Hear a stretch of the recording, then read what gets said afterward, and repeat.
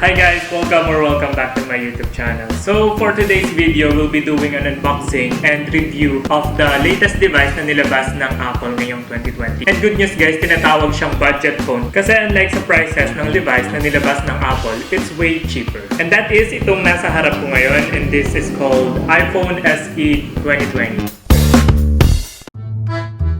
So, konting story time muna bago tayo mag-proceed sa ating unboxing. Okay, so July 26, in-order ko tong phone sa mismong Apple online store and nagkakahalaga siya ng 26,490 dito sa Pilipinas. And sa ibang bansa, ang alam ko, nasa $399 lang siya. Ayun, so since nga sa online store ko siya binili, galing siya sa ibang bansa and kailangan pa siyang deliver dito sa location ko. And 1 month and a day bago ko siya na-receive. And medyo matagal lang talaga yung delivery kasi nga siguro dahil sa situation natin ngayon sa pandemic, and yung location niya is sa Singapore. So yun guys, medyo marami na akong sinasabi and proceed na tayo sa ating unboxing and review. By the way nga pala, yung unboxing, ginawa ko siya kahapon pero binidyohan ko naman kasi to make sure na rin na phone talaga yung nasa laman ng box. Medyo matagal ko siyang hinintay.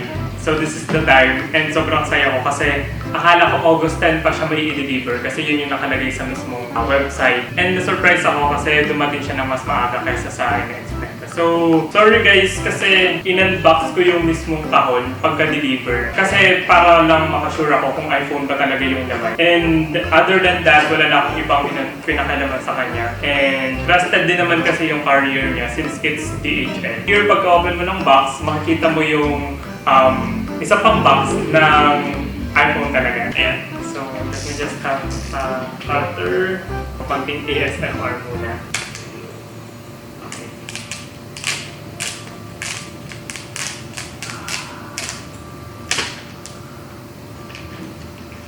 Parang nilalaman ako din. Okay guys, so ngayon, yung design ng kanyang box or packaging, parang minimalist style lang siya. For me, ang ganda niya. Okay, so this one, makikita natin yung parang unit or yung phone natin. And here we have a label, which is iPhone. And the logo here at the top and at the bottom. Sarap. Okay, so pagka-open natin ng box, makikita natin yung welcome guide. Designed by Apple in California. Here we have welcome to iPhone, SIM injector tool, and we have the sticker. Right, so we have our phone right here. Medyo hindi siya ganun kalaki, pero for me okay lang. Preference ko talaga yung medyo maliit na phone since hindi siya mahirap ilagay sa bulsa. And so, ganda lang. Ganda. Set aside muna natin itong phone and proceed na tayo sa ibang kasama pa din sa box natin. Okay? We have our earbuds and it has lightning cable. Pero yung ano niya, yung ewan ko kung anong tawag dito. Etong ganito, hindi siya yung parang 3.5mm audio jack. And next we have this one, which is power charging brick or charging power brick.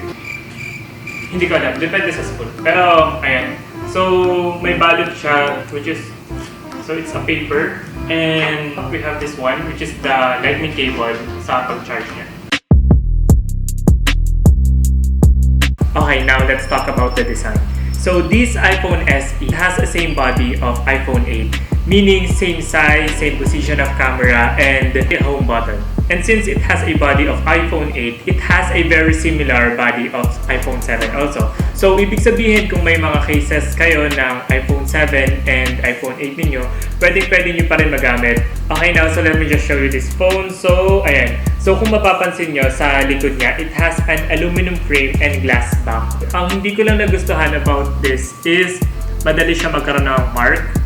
Ayan. Pero sa mga nagki-case naman dyan, kagaya ko, okay na okay to. Okay, so this phone comes in 3 different colors such as black, white, and product red. So pag-usapan natin kung bakit black yung kinuha kong design. It's because I'm planning to use this as my personal device. Pinaplano kong pamatagalin siya since naman, hindi naman natin afford na magkaroon ng phone kada labas ng Apple, diba? So, since nga pinaplano ko na pang matagalan tong cellphone ko, kinuha ko pa rin yung pinakagusto kong color kasi para mas madali siyang bagayan sa mga cases natin. Pero if you guys are planning to buy an iPhone SE na parang pangalawang phone nyo lang, I think it will be better kung bumili kayo ng product red. Kasi unlike before, yung product red natin, yung sales niya is napupunta sa mga HIV and AIDS patients. So ngayon, yung sales niya is mapupunta to those people who are affected by the COVID or this pandemic. Moving on sa design niya sa likod. So kung mapapansin nyo, wala na siyang masyadong nakalagay. Like, wala na siyang masyadong label or text. It's just the camera here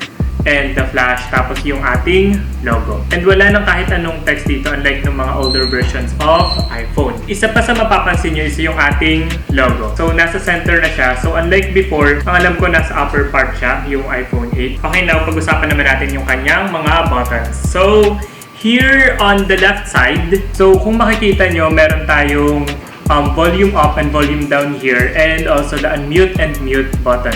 So sa taas, walang kahit anong button here. Okay, on the right side naman, we have here the power button and yung ating lagayan ng SIM card. By the way guys, itong iPhone SE is dual SIM, pero yung isa ay eSIM. Hindi ko alam kung ano yung eSIM and hindi ko rin alam kung pwede ba siya dito sa Pilipinas. And at the bottom part naman niya, here we have our speaker. It's a stereo speaker and charging portal. Same lang din sa mga iPhone 8 or 7 pataas. Wala na rin siyang 3.5 audio millimeter jack.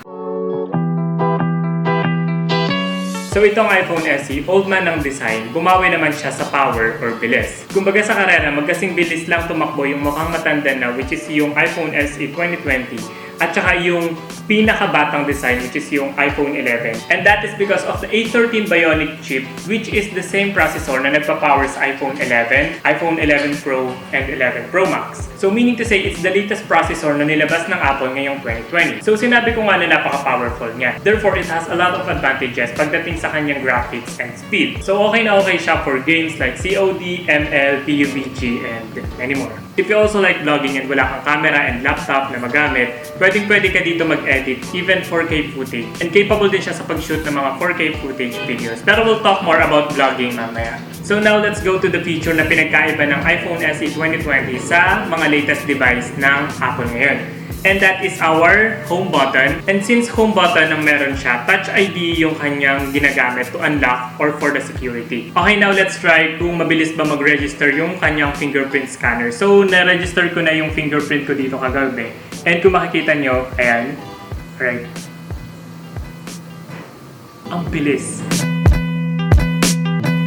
Okay, so pagdating naman sa display niya, it has 4.7-inch HD Retina display with 720 pixels resolution. So dito nagbabase kung gaano kaganda yung quality ng display niya, kung maayos ba nagre-register yung colors. And for me, okay na okay naman siya. It also has IP67 water and dust resistant. Pero doesn't mean na water resistant siya, okay na sa yung ibabad siya sa tubig ng matagal, di ba? So masisira din naman siya kapag sobrang tagal. One of the reasons kung bakit ko pinili ang iPhone SE is because of its camera. Since alam naman natin na Apple is known sa kanyang image and video quality. Well, aside from the fact na gusto ko na magsimula ng TikTok, inaayos ko rin yung feed ko ngayon sa Instagram. So for those who wanna follow me on Instagram, baka naman. Now, going back to the camera, same as the iPhone 8 and 10R, they all have single 12 megapixel wide-angle camera with 1.8 aperture sa likod and 7 megapixel with 2.2 aperture sa harap. So just to give you a brief background about camera, since medyo may alam naman ako dito. Alam kong familiar na kayo sa word na megapixel. Basically, ito yung number of pixels na meron sa isang image. So kung mas madami yung pixels niya or megapixels niya, mas detailed, or kapag zoom mo, hindi siya ganun lalabo. Kaya kapag malabo yung picture, sinasabi natin na pixelated. Kasi makikita natin yung parang mga square-square, ganun. Aperture naman, it refers to the opening of the lens. Pag mas mababa ang aperture, mas malaki ang buka.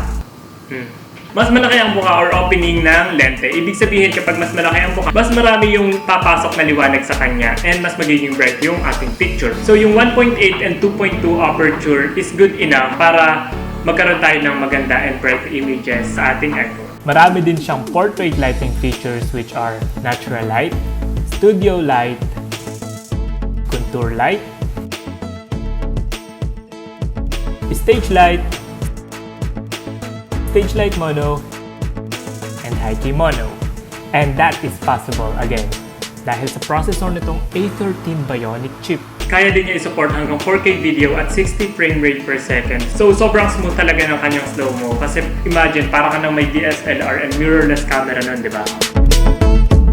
Disadvantage niya is unlike iPhone 11, wala siyang night mode. Pero ang good news naman dyan, since A13 Bionic Chip yung nagpa-power dito, we have different apps na pwede mong i-install. They have features na parang night mode. So, hindi nga lang talaga siya magiging katulad ng iPhone 11, pero pwede na. Well, we cannot change the fact na bukod sa it doesn't have same image sensor as iPhone 11. It's way cheaper and you can't expect na lahat na lang ng features ng iPhone 11 ay makikita mo sa iPhone SE 2020. So, parang you got what you pay for.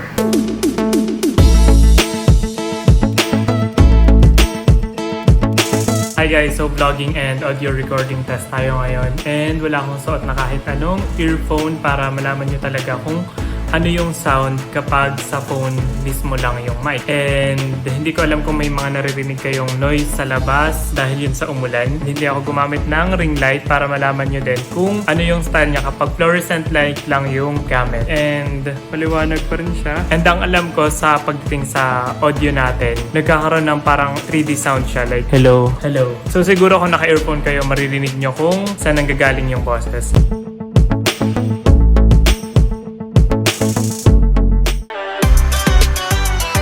So, base sa mga napanood kong review, iPhone SE has the same battery amount or life as iPhone 8. And for me, that is true. One day ko na siyang ginagamit. And medyo hindi nga siya ganun katagal yung battery life niya. Pero okay lang din naman. Parang average lang. Siguro tatagal siya ng mga 12 to 13 hours kapag ginagamit mo ng todo talaga. And for me, it's not that bad naman. Kasi hinanda ko na rin yung sarili ko. Bumili ako ng power bank. So, it is My Pro 300 ata ang bili ko dito sa Shopee. Ilalagay ko na lang yung link sa description box if gusto nyong bumili. So, My Pro, kaka naman. And since 5 watts lang yung charging brick niya, mga nasa 2 hours siguro bago siya mapuno. At saka it is capable of wireless charging. So, yung mga may wireless charger dyan, very convenient sa inyo to. Hindi ko lang alam kung gaano katagal mag-charge kasi wala naman akong wireless charger. So that's it guys. Sana natulungan ko kayo sa aking unboxing and review na makapag-decide. Please don't forget to subscribe and hit the notification bell para updated kayo. And yun lang. Bye!